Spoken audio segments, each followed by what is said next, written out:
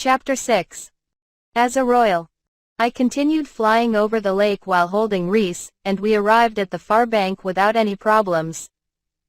I could already see the medical facility that Princess Leifel was at. Realizing how close we were, I set us down in a small clearing. We've come quite a ways from the castle. I confirm that there are no further pursuers using search, and a wave of relief surges through me. Now, my concern shifts to the one I kidnapped. She has been staring at me without breaking eye contact ever since I removed the mask hiding my face. We have arrived, Reese. Sirius. Reese. There is no reaction from her. She is clutching my mask, her face is red and hot to the touch. Could she be fatigued? When I checked her with scan, her heartbeat was just a bit fast, and her temperature was a little higher than average, but apart from that there were no conspicuous abnormalities. What's wrong, Reese? Is there something on my face?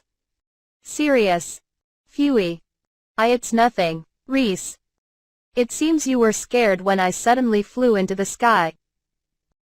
Please rest easy, as we are now on the ground once more. Sirius. I'm not concerned about that. Although this makes me happy, you should let me down now.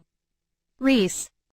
Whether she had regained consciousness or not, she was clearly flustered, she was incoherent and had trouble formulating her sentences fully. She quickly looked away, but could not hold it for long, as she soon returned her gaze to me with the same eyes as before. The gaze felt familiar, and I wondered where I had seen it before. It was certainly during the old days. Starting the day following my in-depth chat with Amelia, I noticed her with the same gaze while she handed me a towel. I'm going to drop you down soon, will that be all right? Sirius. Just a little bit more. I'm still tired from my lack of sleep yesterday, that is. Reese. The normal her would immediately scramble to get down, shy and modest. Yet it's different today, and though her logic is flawed, I put up with it. Amelia had the same reaction. And that means. Reese, could it be that you? Sirius. Reese. Leifel. Reese-sama. Senia. When I was about to ask her, there were voices calling out for Reese from the medical facility. I see Princess Leifel and Senia running our way when I turn to look, and decide to bite my tongue, forcibly putting Reese on the ground. Though she seemed disappointed when I did this, she quickly turned to run to Princess Leifel. A deeply moving reunion between two loving sisters. You, moron of a sister? Leifel. Didn't happen. A hand chop from Princess Leifel smacked Reese on the top of her head, instantaneously breaking the tension and ruining the atmosphere. Reese, staring up at her sister, was dumbfounded. She clutched her head with a face that showed both confusion and disbelief. Why didn't you explicitly express your dissatisfaction with this marriage? Why didn't you come to me first? Who asked you to become my replacement? Though I too thought this marriage was stupid, I can't look past your idiotic actions. Leifel. Sama, but Reese. You say that it was for my sake, but it feels like you just ran away from the real problem. You have to be more clear with your feelings in matters like these. Leifel. I'm sorry, Reese. Good grief. But, I'm glad that you're safe. Leifel. Thereupon, Princess Leifel finally embraced her younger sister closely. At that instant, Reese's expression collapsed, and she buried her face on her sister's chest while her body trembled. They stayed like that for a while, until Leifel remembered that she had a few things she wanted to ask of Reese. I worried that you wouldn't be able to properly protect your lips.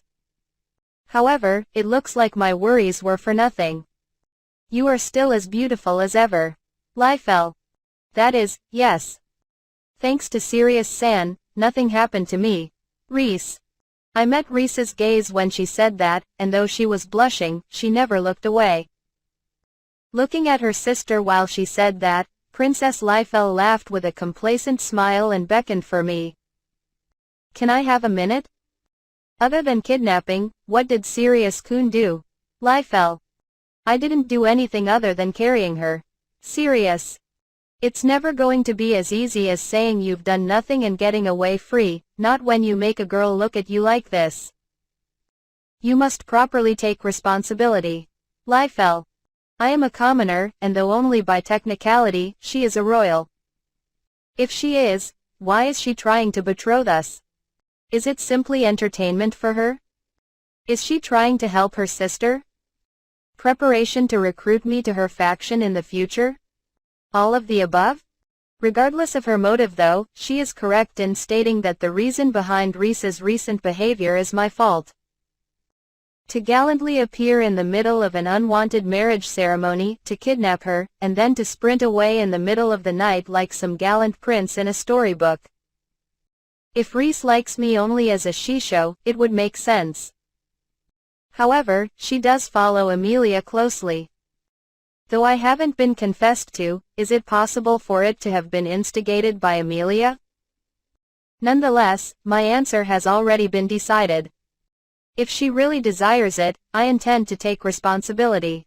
Serious. Oh, Liefeld. Phewie. Rhys. By no means did I expect them to answer immediately. Princess Liefeld opened her mouth wide while Rhys let out a strange noise. However, that's a discussion for another time, so why don't we put it on hold? Right now, the disturbance in the castle still hasn't settled down. Serious. Well, Sirius Kun is right as always. Until the chaos has settled down for a bit, we'll put it off. Liefeld. As expected, Princess Liefeld became serious because of the situation. Rhys stiffened up and looks around as I hand her to Senia. By the way, Sirius Kun is alone. Were you not able to bring your attendants? Liefeld. Those two are running here, so they shouldn't be much longer. With this, your request is complete, yes? Serious. Yes, it's perfect. I really appreciate that you were willing to accept such an absurd request and complete it. Liefeld. Did you already know that I would accept the request? Serious. Let's not dwell on things from the past. Anyway, I will absolutely protect you from any punishment from the castle, since I requested this after all. Liefeld. She clenched her hand and declared so loudly. I see. Even without basis, her charisma as a royal is clearly felt from her sense of faith in her judgment. You told me it was safe for me to bring Rhys here, but is it alright for me to confirm for myself? Serious. Besides this, there are only a sufficient amount of servants in this place. I have selected only several people whom I can trust, so I feel more safe here than in castle. Liefeld. Her life is not being particularly targeted, but rather than being seen as a political tool for the castle, it is probably better to stay at a distance. There are various supplies, including food, that are stored in large quantities, so this place is easy to barricade even if the pursuers came. Though it is small, there is also a change that we could be besieged. As such, there is also a secret exit. Liefeld. Besides, we are trained to protect our master. It would be simple to deal with a few pursuers from the castle. Senia. I am also here. Being of the Imperial Guard, I will not let Heimsama to be touched by even a finger. Melt. Melt appeared before anyone noticed to support the princess's words, as well as Senia's. I think it should be safe here for at least today and tomorrow. Since I have sent one of my subordinates to the castle, I will let you know what has happened tomorrow morning. Liefeld. Understood. After I reunite with my disciples, we will return back to school dorms. Serious. Wait, Rhys. Before I finished talking about returning to school dorms, Rhys let out loud voice.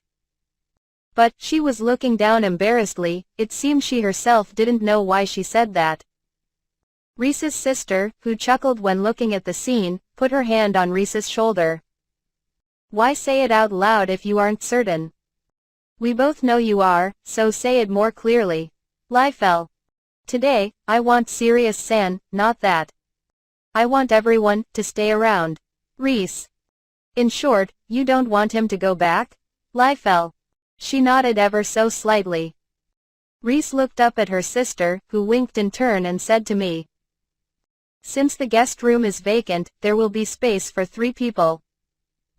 I also would like to thank you, won't you please stay here?" Liefeld. Understood. I'll graciously accept your kind offer. Sirius. Though I decided it without discussing with the siblings, they are likely to agree even if they don't hear it. Since there is no roll call before sleeping time in the school dorms here, I can feign attendance as much as I like by matching our stories with our roommates. Amelia's roommate is before my eyes, and Roy's roommate is totally obedient, since he is Roy's underling. And since I live alone in Diamond Cottage, the disguise attempt is perfect. There probably won't be any issues with all 3 of us staying. Reese had bright eyes when she heard my words, as she expressed her joy while clinging to Senia. If this were Amelia, she would probably be vigorously swinging her tail. "Haim-sama, shall we go in soon? Although your physical condition has recovered, you are still recuperating." Senia. "That is true. Everyone, come on in and let's take a rest." Liefeld.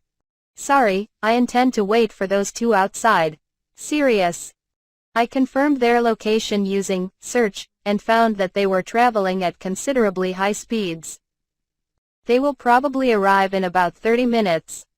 They are running here as per my instruction. Rather than resting inside, I want to greet them properly, as a shisho should. Sirius. I want to greet them too. Amelia and Royce are only running here because of me. Reese. Is that so?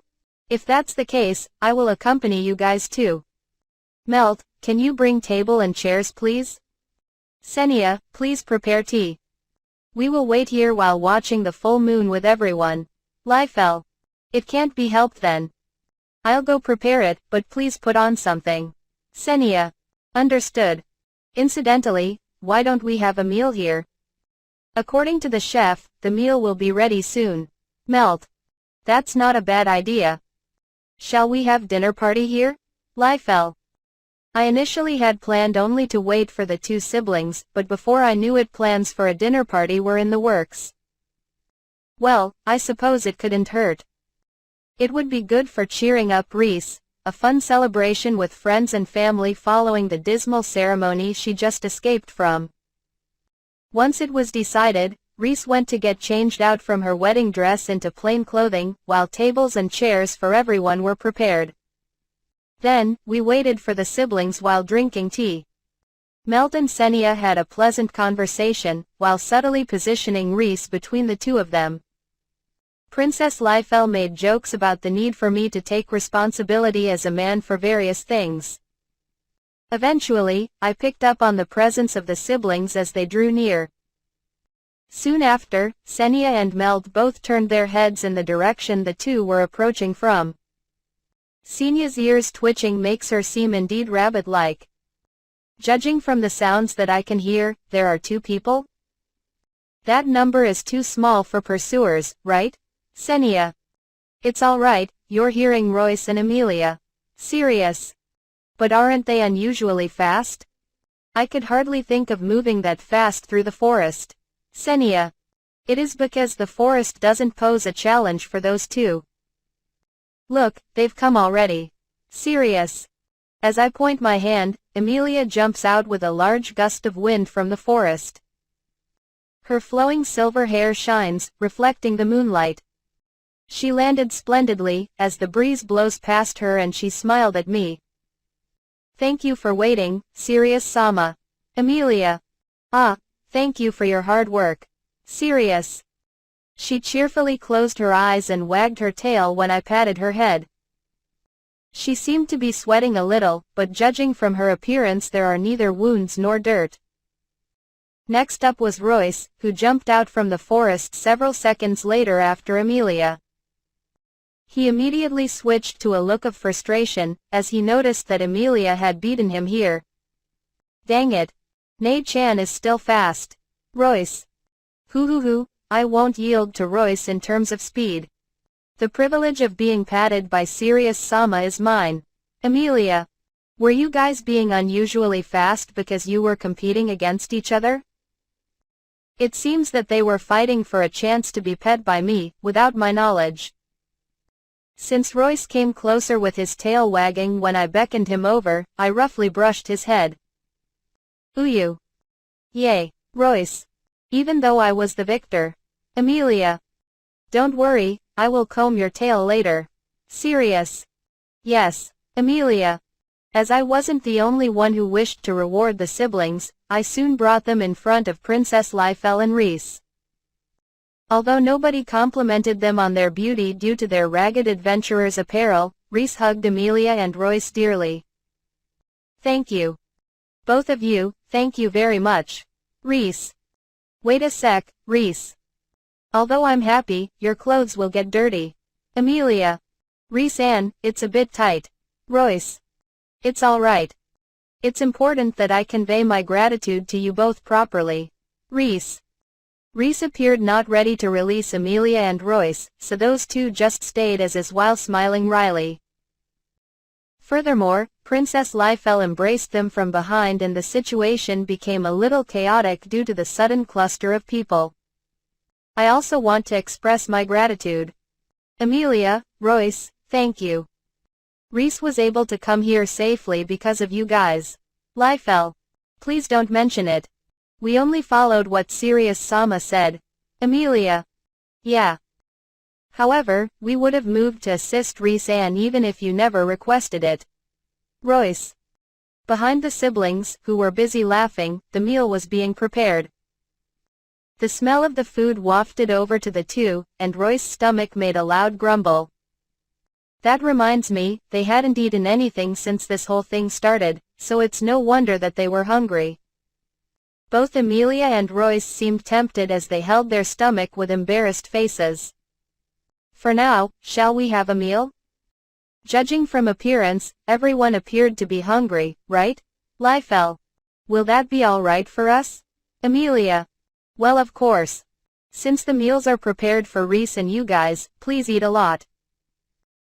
Since this is not the castle, you don't have to mind about manners. Lifel. Yahoo! Aniki, are you going to eat too? Royce. Should I? I'm also hungry. Sirius. After getting confirmation from me, the siblings sat on the chairs, pressed their hands together and reached out for various meals. I also reached for the meal, eager to taste food normally intended for royals. As I expected, meals designed for the king and his family are indeed delicious. Delicious. It's delicious, but I like Aniki's cooking more. Royce. Well, we like Sirius Sama's cooking the best after all. Emilia. That is not something you should say while eating. You've made the chef smile bitterly, you know? I'm sorry. They always are eating my cooking, they are probably used to the taste by now. Sirius. I also like Sirius San's cooking the best. Rhys. Just so you know, these meals were made by a very famous cook in Elysian. You all have interesting tastes. Lifel. There were other shameful scenes, but the small dinner party ultimately ended peacefully. Aniki, the royal family is amazing as expected. Royce. That's right. Sirius. After the meal was over, we were led to the guest room, where we would be staying. Despite the building having been designed as a medical facility, there were countless luxuries, even a hot tub in the bathroom. On top of that, it was segregated into two parts, for guys and for girls, both sides equally luxurious. As expected of a place for royals. Royce seemed excited to go into the bathroom because it was large enough to seat 10 people at a time, as opposed to the one-person bath I designed for the cottage. Are Nei-chan and the others in a similar bathroom? Royce. I think it's similar. Though I doubt this is your intention, don't go peeking to confirm. Trust my word on this. Sirius. There's no way to peek to begin with, as the walls extend all the way up to the ceiling, there's no gap. I say it anyway to confirm, and Royce reacts by frantically glancing all around to make sure nobody heard my words. You don't need to tell me, Aniki. I will be murdered by Ne-chan if I do it. Royce. That definitely is the case. Even I would probably kick the bucket if I attempted to. Serious. I think if it were you Aniki, Emilia might invite you to join her. Rhys-Ann too, maybe. Royce. What do you mean, maybe? Serious. Well, I think Rhys-Ann has changed after we came here. Though it appeared some time ago, I strongly feel the pink sensation that was let out by Ne-chan and Noelle-Ann from Rhys-Ann. Royce. This guy is as naturally sharp as ever. How would Emilia react if she found out about Rhys's feelings? I said I want to travel together with everyone, and since I have yet to confirm that with Rhys, I don't think there would be any hard feelings. However, female jealousy is scary. I had a coworker in my previous life who was a womanizer, who ended up being stabbed in the stomach with a kitchen knife due to the web of jealousy surrounding him. Luckily for him, he had blocked the knife partially with a magazine, so he lived the attack. However, the story alone was enough to frighten me. Emilia and Rhys will probably have a talk about it, but I would rather it not devolve their relationship into one of bloodshed and hatred. It's probably best that we all talk once we're all done in the bathroom. Well, it will be good if nothing changes as a result of this. Serious. That's true. I don't think it will be a problem, after all, we all like you, Aniki. Now it's time to wash you. I'll start with your back. Royce. Okay, I'll depend on you. Serious. After my turn, it's his, so I step out from the tub to wash his back. His arms and legs were fragile to the point of breaking when we first met, but now his body was healthy and his muscles were bulging because of his training. Nothing to say about his mind, I am proud of his growth physically as both a father and a shisho. I remember while I'm washing his back that his age is almost the same as the disciples I had in my previous life. They, too, would wash my back. Being a shisho has some definite benefits. We finished washing each other in silence, and it didn't take long. Right as I was about to get back into the tub, someone opened the door and walked inside. Excuse me, Melt.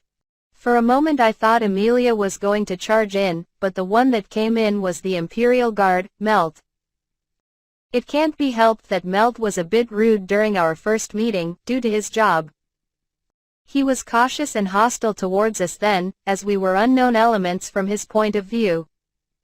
Because of this, there was a strained atmosphere as he walked in. What happened? It is all right if I get in too? Melt. All right, go ahead. Serious. For the time being, Melt soaked in the bathtub a short distance from us. Personally, I think one shouldn't enter the bathwater before washing one's body, but this is neither my house nor does it follow my rules.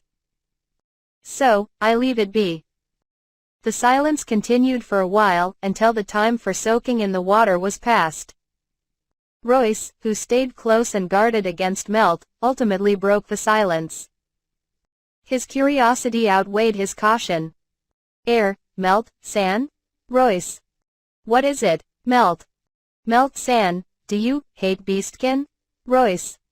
Well, I surely have said rude things in front of you guys, so it can't be helped if you thought that. Melt. When Melt turned in our direction, a wry smile broke out on his usually firm face. What? You can make such an expression too? I am a man who exists for nothing other than to protect Haim-sama.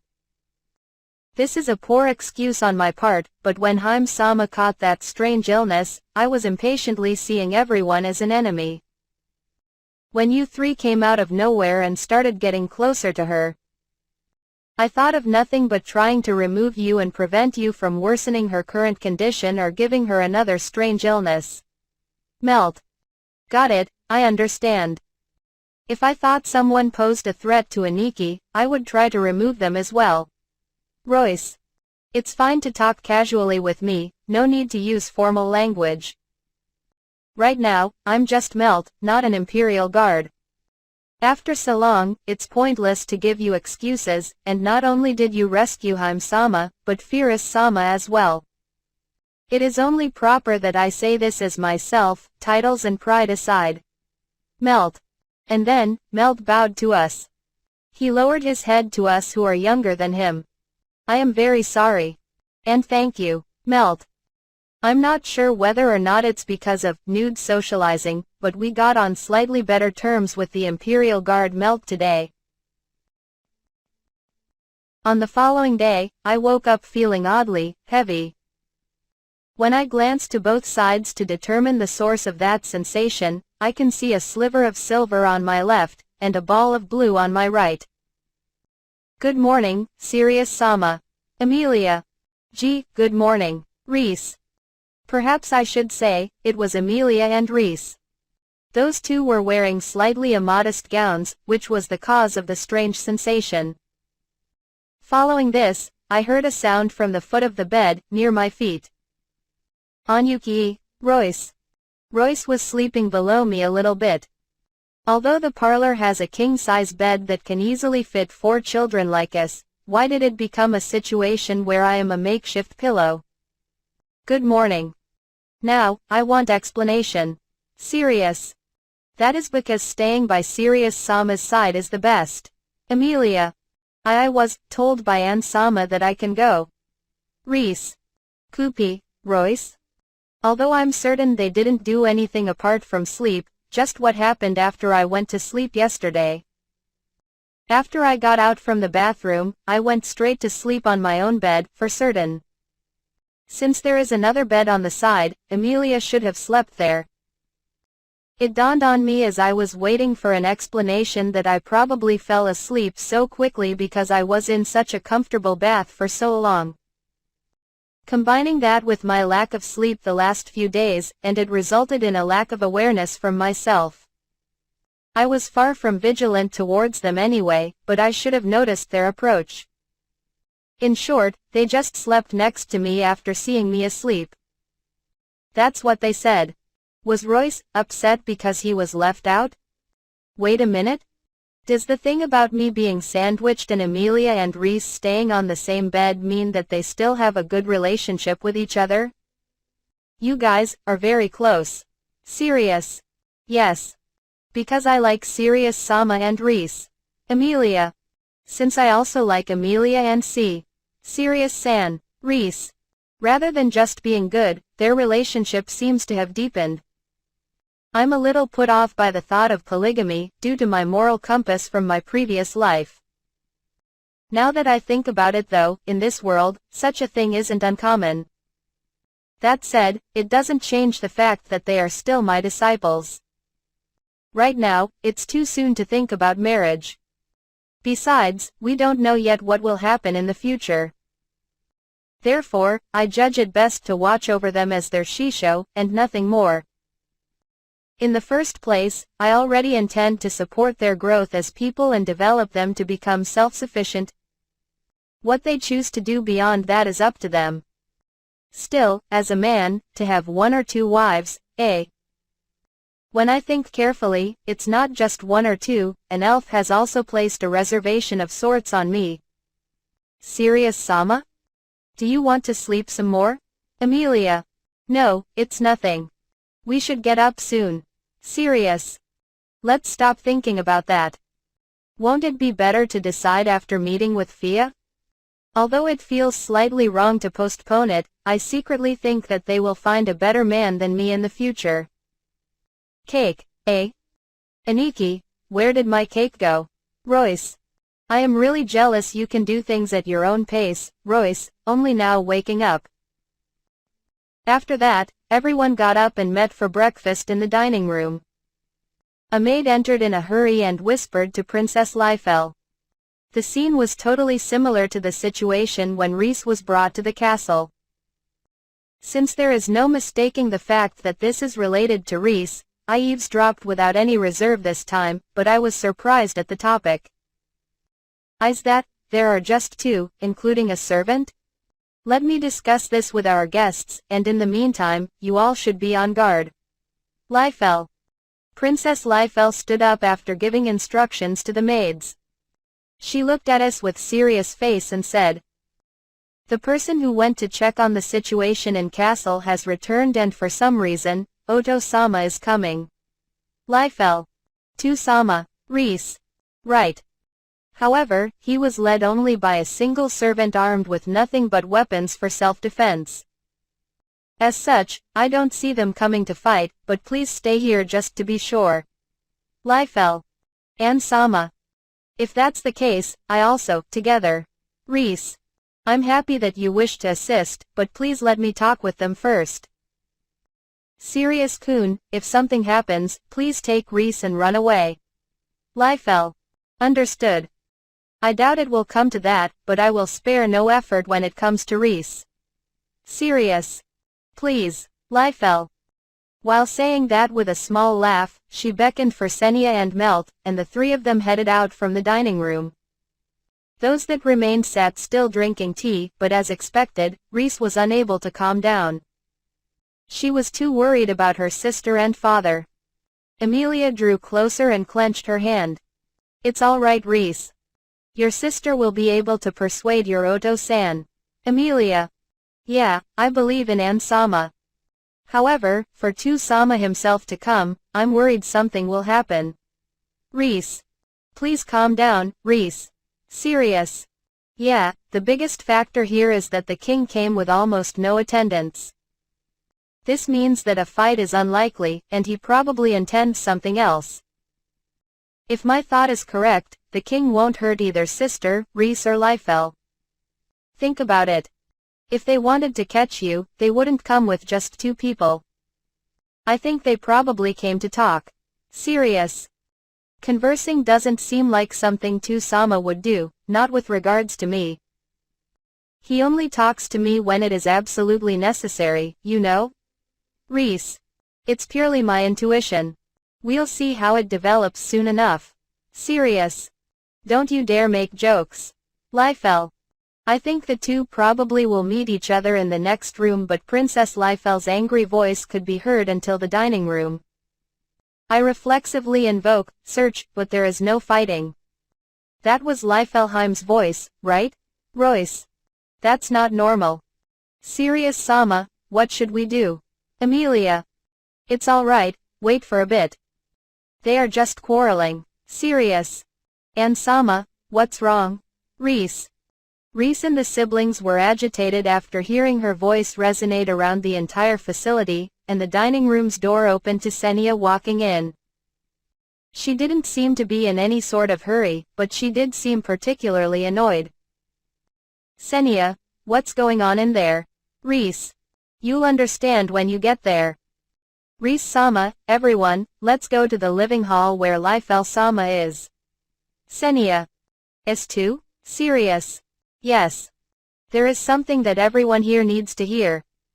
Osama has come, but as this is an extenuating circumstance, please don't feel the need to be overly formal. Senya. Let's go, Reese. We will be there as support, so don't be afraid to talk to your Oto-sama. Emilia. Yeah. Thank you, Reese. Reese, having made up her mind, accompanied us as we were led by Senya to the living room. After Senya knocked on the door, we entered upon hearing Princess Liefeld give permission. We are finally going to meet the king. Reese's father, Cardius. So you have come? The man who sat on one of the sofa in the living room was Cardius. He has short burning red hair and sharp eyes like he were hunting for prey.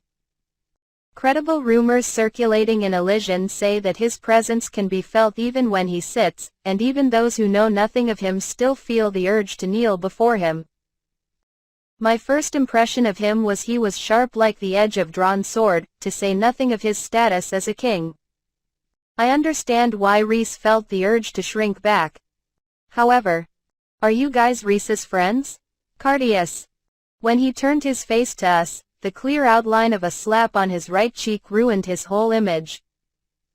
Was that the barely audible sound following Liefeld's angry shouting?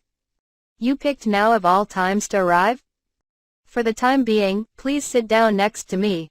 Liefeld. In delicate atmosphere, we were made to sit next to Princess Liefeld. Emilia and Royce were desperately holding in their laughter when they saw the handprint on the king's face. You guys, please forgive them if they laugh, you are the king after all.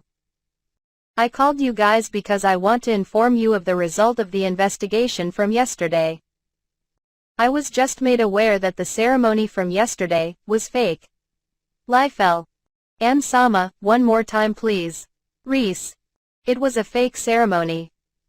Put simply, would it be easier to understand if I said its true purpose was to weed out corrupt and dirty nobles? Liefeld. After all, was it so? The people seen during yesterday's ceremony were only those who had poor conduct or some notoriety to their name. In other words, rotten apples. If the ceremony were simply requiring the presence of influential people, those like the principal would have been invited. That he wasn't was definitely evidence to the contrary. When I recall it, I do remember the reaction of the castle guards being unusually fast. They didn't fail to catch a single noble that tried to run from the assembly hall, and they moved to capture everyone. To lure them all with honey, and catch them a single go. They appear to function a lot like the police in my previous life. They can't do much, but they are clever with how they do function within their boundaries. The real problems are the damage caused by such a move, and the grudges incurred from said move. Don't you understand, Rhys? Not only was he keeping this a secret from me, but also from you, whom he used as a decoy in his plot. What are you thinking? This was originally supposed to be your daughter's wedding. Liefeld. If I tell you, won't you please drop it? Cardius. Of course. Your reasons for making my cute little sister bear the brunt of these consequences, you had better tell me. Liefeld. That's why I didn't say it. For the sake of collecting and capturing the fools, I'm going to think about preparation and time, no matter how long it takes. Cardius. Even if the engagement with Princess Liefeld was stopped because of the illness. Even if forcing the ceremony to Rhys, who was concealed specially, the preparation to capture those guys who were selected didn't go waste. I think this king is a fearless, calculating man. However, Princess Liefeld will not stop because of such reason. I don't care such thing. It would be fine for me to go because I was cured. Liefeld. Shouldn't you be spending time recuperating? Trying to pick the right choice was quite distressing. Cardius. If that's the case, give birth to more girls. You only birthed boys, a brother I don't care for, a brother who has his nose stuck in a book all the time, and one with zero appeal in any regard. How long do you think I've had trouble with men for? Then, finally, a younger sister appeared. She's so cute, you can't blame me for getting attached. Liefeld. My aim is not to have more children. Cardius. I think the talk has begun to derail. The king that I heard from Rhys was a cold figure, who only spoke when necessary. However, the man in front of us quarreling is none other than a father with aspirations abound, with no trace of the aforementioned personality. Of course, most surprised out of all of us was Rhys, whose image of the king was far different than the picture in front of her. Her eyes were wide open in shock, and her face was stiff. Say, will you calm down a bit more, Rhys? Yeah, you're right. I cut loose too much. Liefeld. Me too. It became intense after such a long time. Cardius. Is that the kind of exchange people are supposed to have after a long absence? Senia, Melt and the servant who waited behind the king were calm and collected though, almost as if it were a daily occurrence. So, is that the reason why we were called? Serious. Of course there are other reasons. For starters, my request to kidnap Rhys. Liefeld. I'm going to take over from here. Although you were asked by Liefeld, it wasn't wrong to obstruct the ceremony. Normally, I would pass down some kind of punishment, but since the ceremony was sham, I'll forget it. Cardius. In other words, since the ceremony was sham, he'll forget about it. Although he is the king, was it challenging to convince other nobles to let it go? You took such a drastic action. Is it because of the push and pull from all directions this time? Liefeld. Like you said, there are a lot of complaints coming. But, I'll leave everything to the masterminds. Cardias. Even if that was for the sake of taking out the trash, wasn't it overkill? Liefeld. The guys who put the magic stone in you were also tied to this. I couldn't let this go as an easy matter. After all, if I had, you would have had trouble moving freely, wouldn't you? Cardias. Not only was this event designed to take out the corrupt nobles, but it also served as a form of revenge for the king's daughter. Even better, the king can use this even to set an example for others. After experiencing such a thing even once, other nobles would be much less likely to act out against Liefeld, especially once she succeeds her father for the throne. Although it depends on how severe the scale of her policies are, she is less likely to face undue resistance. She can measure the success of her policies by the changes in the citizens. It is because this will serve as a lesson. I couldn't handle this poorly. Also, please don't worry, your actions will remain a secret. Cardias. That's the power of royal authority. Liefeld. It's all right to say and feel how you wish about my actions. If I were to punish the one who saved my daughter, I couldn't justify my own use of royal authority. Cardias. What is this? I can't see this man as the one who looks at Rhys with cold eyes, you know. In my opinion, he is seen by his followers as nothing but sweet old man. Hey, Aniki. Were our actions pointless? Royce. There was no such action. At the very least, Rhys can feel relieved and I think she has grown up. Sirius. Sirius San is right. Although I'm not sure I have grown up, I was really happy when I saw everyone coming to the assembly hall. Rhys.